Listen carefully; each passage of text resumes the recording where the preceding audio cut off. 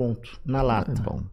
Você acha que algumas tradições da igreja estão sendo perdidas? Vou te perguntar por quê. E vou te dar um exemplo.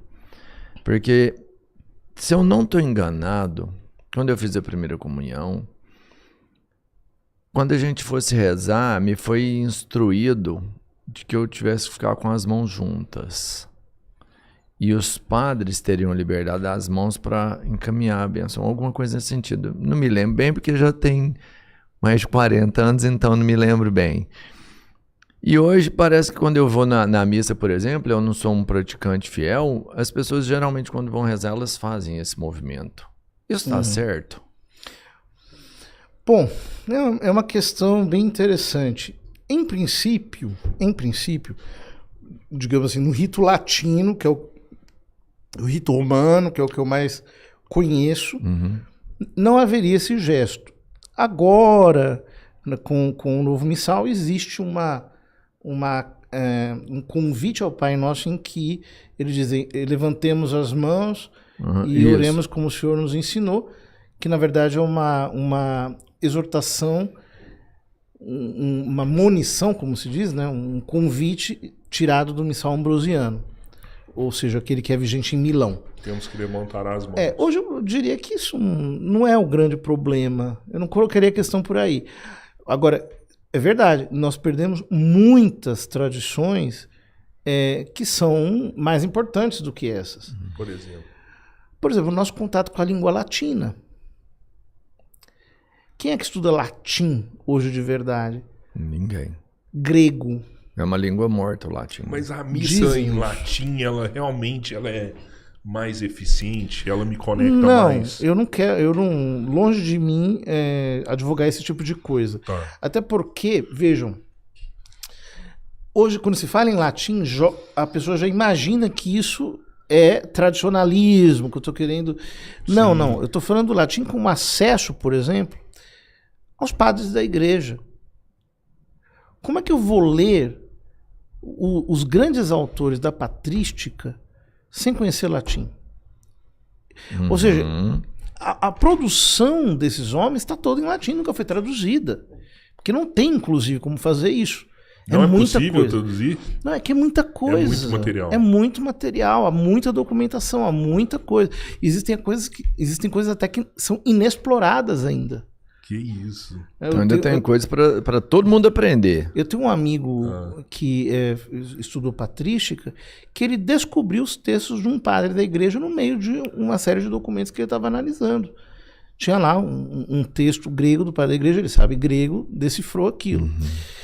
Ou seja, eu acho que isso é muito... Vocês imaginem o seguinte, que todo o clero do mundo inteiro, o clero católico romano, falava latim. Ou seja, quando chegava aqui um padre da Alemanha, um padre da França, quando se fazia um concílio, um sínodo, todo mundo se entendia. Hoje já não é mais assim. Isso me parece muito sério, né? Ou, por exemplo, se nós pegarmos assim a tradição do canto gregoriano, que praticamente se perdeu, tudo se esvaziou no canto popular, né? O canto gregoriano não é apenas um estilo de música. O Concílio Vaticano II disse que é a música oficial da igreja, reafirmando aquilo que os papas anteriores disseram, porque ele tem uma espiritualidade interna, né? O canto gregoriano é um canto tão somente melódico, ele não é rítmico e não é harmônico. Ou seja, ele não tem batidas, ele não tem ritmo, e ele também não tem harmonia, divisão de vozes e coisas do tipo. Ele é tão somente melódico. E, exatamente por isso, ele eleva a alma para aquilo que é de mais espiritual. A perda disso é inestimável. E assim por diante. Há muita coisa que nós deixamos para lá, em nome, por exemplo, de nos atualizarmos ou de alguma maneira nos aproximarmos das demandas modernas, né? É o que eu estava pensando. Isso é feito mais para aproximar a igreja do povo, né? Pois é, só que o fato é que o povo se afastou da igreja. É justamente... Tem um vídeo interessantíssimo da Rita Lee, não sei se vocês já viram isso, Não. em que ela conta, nossa, quando eu era jovem, era católica, eu ia à missa, tinha aquele órgão, aqueles cantos, tudo lindo, tudo impressionante. Aí, de repente, coloco música popular, baladinha. E aí, de repente, o padre vira para minha fé e fala assim, ih, eu não tenho mais nada a ver com isso, não quero mais saber. Né? Tem uma entrevista dela falando isso. Eu achei muito interessante, porque é o sentimento de muitas pessoas, né? Aqui no Brasil, por exemplo, aquele bolsão conservador do Brasil profundo, que tem valores profundamente arraigados, valores como a família, como os princípios morais, etc. Com um discurso um pouco mais progressista, adotado em determinado momento pela igreja, essas pessoas acabaram se identificando com as igrejas pentecostais, que tem um discurso moral tal qual aquele que nós católicos tínhamos no passado. Então, aqui precisaríamos de uma autocrítica. Ou seja, quem que mudou aqui? Foi o povo ou foi a igreja? Eu acho que a igreja mudou.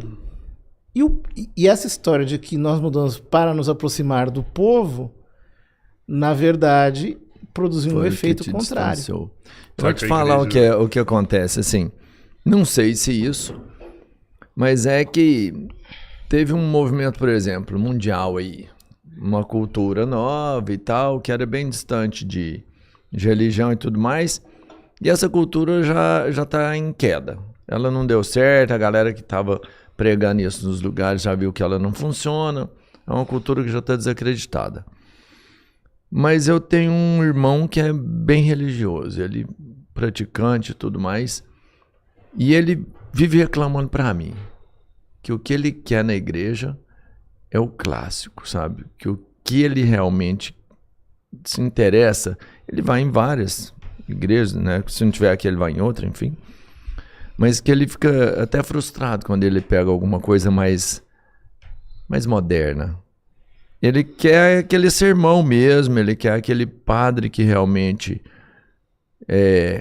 pede silêncio e que a roupa seja...